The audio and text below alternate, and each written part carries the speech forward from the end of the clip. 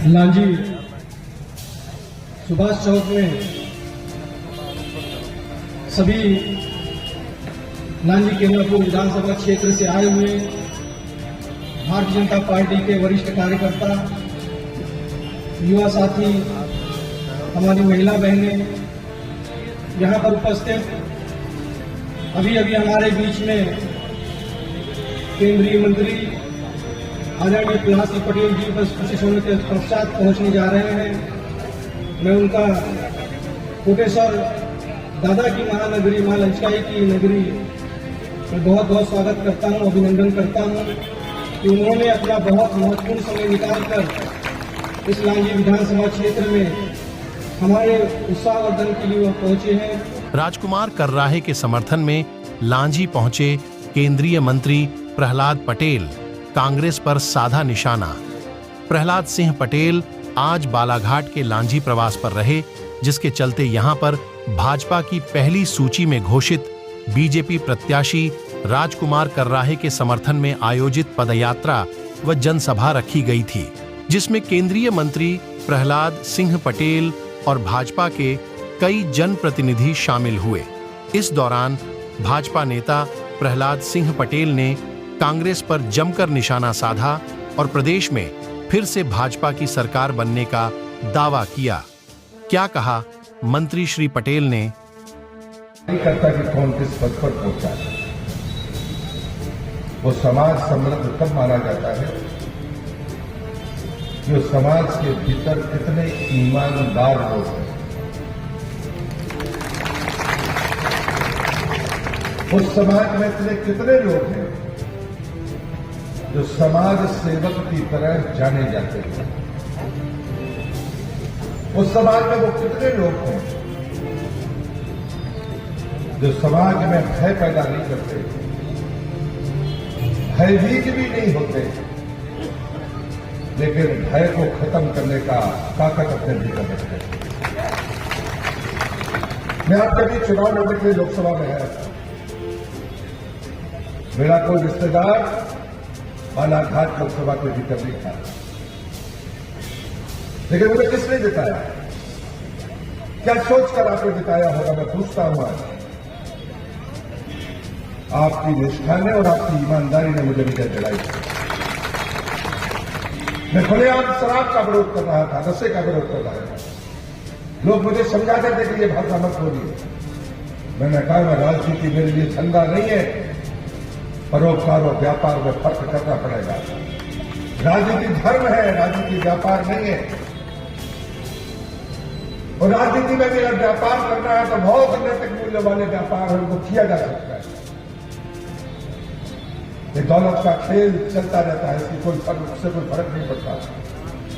एक समय हम राजनीति में जब जवान थे, हम छात्र राजनीति में आते थे और हम भाषण देते थे कि पैसे के दम पर तो टाटा और बिरला भी एक सांसद विधायक बन सकते हैं। ये भारत की लोकतंत्र की ताकत है कि पैसे की दम पर कोई नहीं जीत पाया, विचार की दम पर टक्कर लोग पूरा जीत कर चले गए। लेकिन मनुष्य की एक तासीर होती है, मनुष्य का एक जीने का ढंग होता है। तो छोटा हो बड़ा हो, पास तक देख रहा है, दूर तक देख रहा है।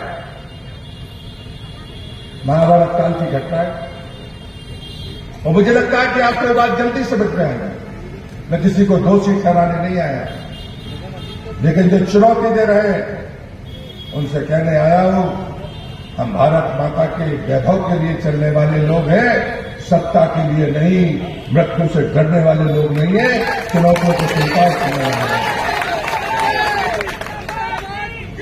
तो ये कहे ना, एक संवाद है द्रोणाचार्य का। उन्होंने जब एक अंतिम परीक्षा ली अपने शिष्यों से, जिसमें पांडव भी थे और कौरव भी थे, उन्होंने कहा कि मेरे पास जो संपत्ति है मैं तुम सबको बराबर बराबर बांटता हूं, 10 साल बाद तुमको मुझे वापस करनी पड़ेगी, तैयार हो? सबने उत्साह से कहा कि हाँ तैयार है। लेकिन एक आदमी चुप था, वो थे धर्मराज युधिष्ठिर। द्रोणाचार्य ने उनसे कहा कि तुम मुझे मेरा पैसा वापस करने के लिए तैयार नहीं हो?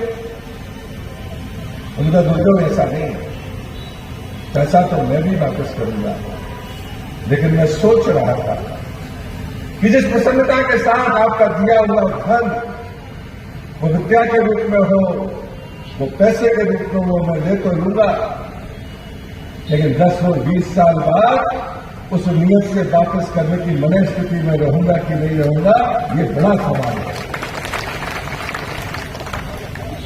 ये भारतीय जनता पार्टी द्रोणाचार्य के उसी प्रश्न का उत्तर है जो हमें और आपको मिलता है पदों के रूप में, वो भारतीय जनता पार्टी का दिया गया है। किसी के बाप की बकौती नहीं है, तो बकौती नहीं मानना चाहिए। लेते समय तो हम गर्व करते हैं, खुश होते हैं, जश्न मनाते हैं। जब छिनता है तो हम तड़प जाते हैं, ये क्या कर रहे हैं, ये क्या कर रही है, ये ठीक नहीं है। आज चर्चा इस बात की नहीं होनी चाहिए, आज तो चर्चा इस बात की होनी चाहिए कि भैया के पीछे, वोट मांगने के पीछे, भारतीय जनता पार्टी के लिए समर्थन मांगने के पीछे कारण क्या है। मैं कहता हूं मूल्यांकन आप अपना करिए, किसी दूसरे का करिए, संगठन का करिए, सरकार का करिए, समाज का करिए। 3 ही स्तंभ हो सकते हैं, पहला विचार, दूसरा विकास, तीसरा व्यक्ति। विचार पर कोई मतभेद नहीं हो सकता, मेरा भाषण इस पर होगा। विकास पर कोई मतभेद नहीं हो सकता, अगर मतभेद हो सकता है तो व्यक्ति पर हो सकता है, लेकिन 2/3 भारतीय जनता पार्टी की सामर्थ्य पर कोई मतभेद नहीं हो सकता। मैं पूछता हूं, अरे हम कितने भाग्यशाली लोग हैं,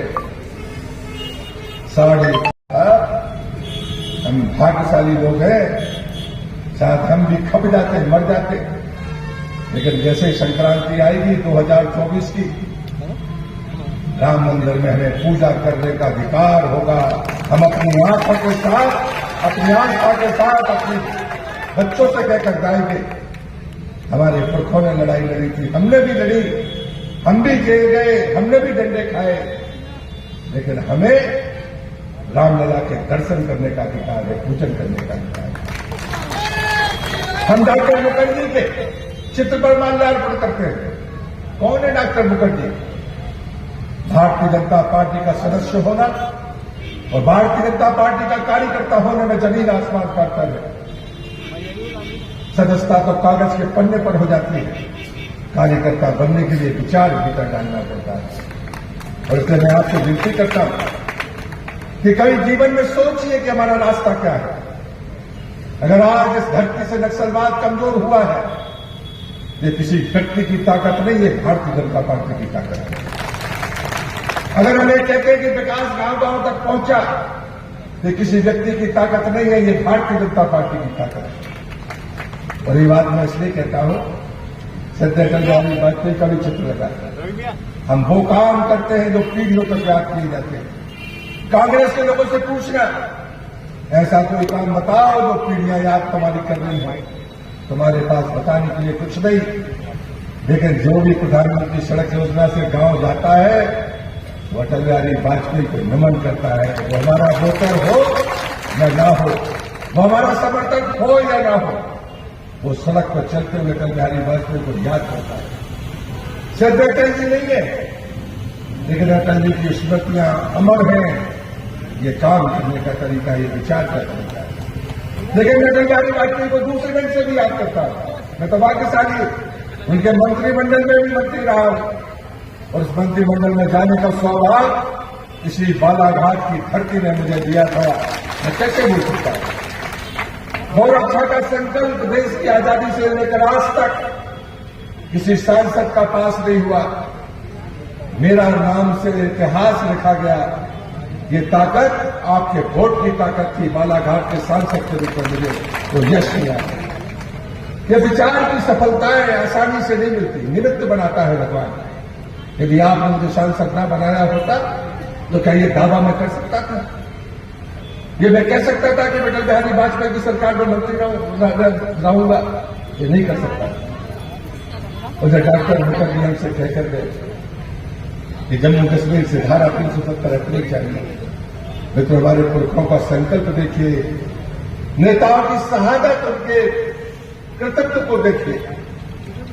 हमको उनको श्रद्धांजलि देने में 70 साल लगे, लेकिन हम अपने पद से विचलित नहीं हुए। जनसंघ से लेकर भारतीय जनता पार्टी तक हम कहते रहे कि धारा 370 हटाएंगे, और 2019 में जैसे ही आपने दूसरी बार मोदी जी को प्रधानमंत्री बनाया, हमने धारा 370 समाप्त करके डॉक्टर मुखर्जी को श्रद्धांजलि दी। ये चीजें इतनी छोटी नहीं है, हमें तय करना होगा। क्या कहीं में खुश हो जाए? अटल बिहारी वाजपेयी की कविता है, 15 अगस्त का दिन कहता आजादी अभी अधूरी है। कभी सुनना? मैं नौजवान मित्रों से जरूर कहूंगा, अटल बिहारी वाजपेयी की कविता को सुनना।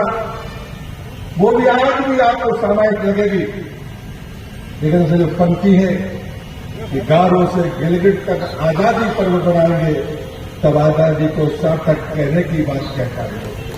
गारो मेघालय में है, गिलगिट पाकिस्तान में है। हमारी किसी राज्य में सरकार नहीं थी तब जब अटल जी ने कविता कही थी। हमारे सांसद दहाई के भीतर होते थे, लेकिन उनका संकल्प देखिए कि नहीं, समय आएगा और हम आगे बढ़ेंगे। हम पंडित दीनदयाल उपाध्याय का स्मरण करते हैं। देश आजाद हुआ, उन्हें साफ कहा था हमारे सामने एक नक्शा है, भारत माता का एक नक्शा है जिसको भरने का काम आने वाली पीढ़ियां करेंगी। मित्रों, ये कहने में मुझे कोई संकोच नहीं, कांग्रेस ने इस देश के साथ धोखा किया, गलत ढंग से उस भारत माता के चित्र को रंगने की कोशिश की। ये वो देश है, मेरी पीढ़ी तक, वर्तमान की पीढ़ी 5 साल पहले तक जब तक नई शिक्षा नीति नहीं आई थी, हमने मंदिर टूटने के इतिहास पढ़े। मुझे गर्व है, छाती ठोक कर मैं कह सकता हूं, आने वाली पीढ़ी मंदिर बनने का इतिहास पढ़ रही है। ये है परिवर्तन, लेकिन इससे हम संतुष्ट होने वाले लोग नहीं हैं। हम आपसे विनती करने के लिए आए, कभी भी पाकिस्तान अभी जो कश्मीर हमारे नक्शे से दूर है, चीन ने जो जमीन कब्जाई है वो भी हमसे दूर है। अखंड भारत की कल्पना करने वाले हम लोग और हमारे पुरखे जो विचार हमको देकर गए हैं, आने वाली पीढ़ी को भी वो विचार हस्तांतरित हो, उसके लिए एक ईमानदार आदमी चाहिए। बिना चरित्र के लंबी यात्रा नहीं की जा सकती। मैं लोगों से कहता हूं, मेरी पार्टी के कार्यकर्ता हो या मेरे समर्थक या हमारे विरोधी, मैं बड़ी विनम्रता के साथ कहता हूं कि राजनीति किसे कहते हैं? आप राजनीति में क्यों आए हैं? आपने भारतीय जनता पार्टी की सदस्यता स्वीकार क्यों की है? अगर इतना सच है तो जरा एक बार ईमानदारी से सोचिए कि आप भाजपा में क्यों हैं? भाजपा में आने का मतलब है विचार के साथ जीना और विचार के साथ में मरना। पदों के लिए नहीं, प्रतिष्ठा भर के लिए नहीं, धन के लिए नहीं। और इसलिए हमारे यहां कहा गया है, जो धन कमाने के लिए आएगा, धन मिल जाएगा, राजनीति खत्म हो जाएगी। जो यश के लिए आएगा, यश मिलेगा, उसके बाद उसकी राजनीति खत्म हो जाएगी। जो प्रतिष्ठा व पद के लिए आएगा, पद मिलेगा, राजनीति पूरी मान लेगा। लेकिन जो विचार के साथ राजनीति में होगा, उसकी उम्र पूरी हो जाएगी, शरीर नष्ट हो जाएगा, लेकिन विचार की ताकत खत्म नहीं होगी। ये होने के साथ ये वोट का क्षण ऐसा नहीं है कि हम दादा साहब भाई के आधार पर वोट ले लें और दे दें। मैं लोगों से कहता था, आपने मेरा चरित्र देखा है ऐसी धरती पर। मैं कहता था, मैं प्रहलाद पटेल हूं, भयभीत भी नहीं होता, भयभीत करता भी नहीं हूं, लेकिन जहां भय हो वहां खत्म करने का काम जरूर करता हूं। ये बात आप तय मानते हैं।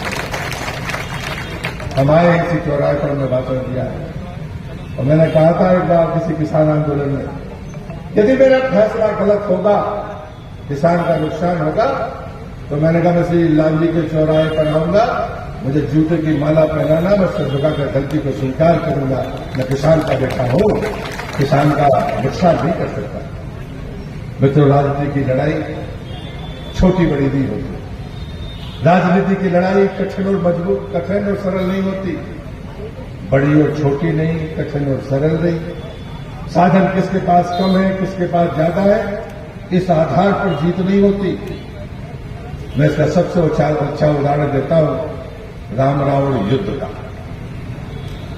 राम रावण युद्ध हुआ, राम पैदल थे, उनके पास में पुष्पक विमान था और भी विमान थे। उनके पास महारथी थे रावण के पास, उनके पास कुछ भी नहीं था। उनके पास आयुध थे, इनके पास कुछ नहीं था। तो सबने पूछा कि ये लड़ाई कैसे जीती जाएगी? तो उत्तर एक ही आया था, यदि चरित्र सबल है, रास्ता स्पष्ट है, ईमानदारी साथ पे है, विजय होगी। साधन नहीं जीतते, चरित्र जीतता है, उसका कभी जीतता। और दूसरी समय जब बाद में आधा युद्ध हो गया रावण का और उसके सारे महारथी मारे गए, वो उसके भाई बंद थे, तो रावण ने एक बार कहते हैं कि इतनी सभा बुलाई, उनके जो मंत्री थे, उनके ससुर थे, वो बहुत न्यायप्रिय व्यक्ति, भय होकर तुम जियो करियो श्रीमा का त्याग। हम तो उस रास्ते पर चलने वाले लोग हैं। जो ईमानदार व्यक्ति विचार के साथ आगे चलेगा, उसके हर कदम पर हम साथ हैं।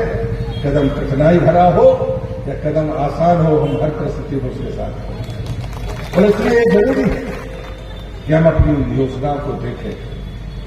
तो हमारी योजनाओं में आप मोदी जी की जितनी भी योजनाएं देखो, वो सारी योजनाएं महिला सशक्तिकरण की योजनाएं, महिला के स्वाभिमान को मजबूत करने वाली योजनाएं, उसके स्वास्थ्य की चिंता करने वाली योजनाएं, क्योंकि हम सांस्कृतिक विरासत को मानने वाले लोग हैं। हमारे समाज में महिलाओं का स्थान हमसे ऊपर रहा। लोग कह सकते हैं आप ये कैसे कह रहे हो? जिसने इतिहास पढ़ा है, जिसने शास्त्र पढ़े हैं, वो स्वीकार कर लेगा कि प्रहलाद पटेल ठीक बोल रहे हैं। नहीं, जिनने गुलामी का इतिहास पढ़ा है, वो हमारी बात को नहीं मानेंगे।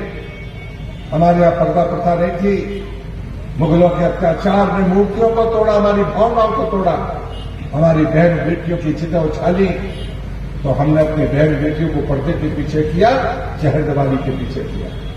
लेकिन इतिहास हमारा ऐसा नहीं है। आचार्य शंकर के समय की परंपराओं को देख लो, माताओं बहनों का स्थान हमसे ऊपर था। हमारी सारी सांस्कृतिक परंपराओं में, पूजा पद्धतियों में, शास्त्रों में, सब में महिलाओं को हमसे श्रेष्ठ स्थान है। क्यों दूर जाना? 500 साल पहले अभी रानी दुर्गावती की जयंती मनाई जा रही है। 500 साल पहले पैदा हुई दुर्गावती। गौड़वानर साम्राज्य की गौरवशाली परंपरा के साथ है। 500 साल पहले उस रानी ने अकबर से युद्ध किया, और वो जहां से अभी मैं सांसद हूं, वहां उनकी पहली राजधानी है।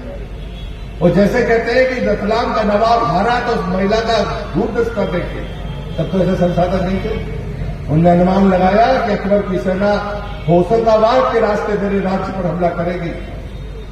रातों रात उन्होंने अपनी राजधानी नरसिंहपुर जिले के चौरागढ़ में बनाई, और पहली लड़ाई उनके अनुमान के मुताबिक नरसिंहपुर और होशंगाबाद की धरती पर हुई। लड़ते लड़ते जबलपुर में आकर उनकी शहादत हुई। आप कहते हैं कि उसकी मेगा में कमी है, मेरी मान्यता उलट है। हम कितने ही ताकतवर हों, लेकिन हमारे घर में अगर हमारी बेटी हो, बहन हो, पत्नी हो, मां हो, उसका आकलन अगर किसी बाहरी कोई व्यक्ति तुम्हारे परिवार में आए, अगर जो आकलन वो दे दे, तुम्हारा बुद्धि तुम्हें भले मानने के लिए मजबूर ना करे, लेकिन कभी ना कभी उसकी बात सच होगी, ये बात ध्यान रखना। जो संवेदनशीलता उसके भीतर होती है, जो निर्णय करने की क्षमता उसके भीतर होती है, जो कुदरती है, ईश्वर ने दी है, वो हमारे और आपके पास नहीं है। और इसलिए मुझे लगता है कि कई बार हम इस धोखे में रहते हैं कि वो तो कम पढ़े लिखे हैं, घर में रहती हैं, इन्हें कैसे पता है, हम तो दिन रात बाहर रहते हैं। ये हमारी बुद्धि का उछाल है, ये हमारी आंख में ताकत नहीं है। और इसलिए मित्रों, मैं आपसे कहता हूं कि जितनी भी योजनाएं मोदी सरकार की है, ये लालच नहीं है। यदि उज्ज्वला गैस घरों में गई तो मातृशक्ति के नाम पर गई।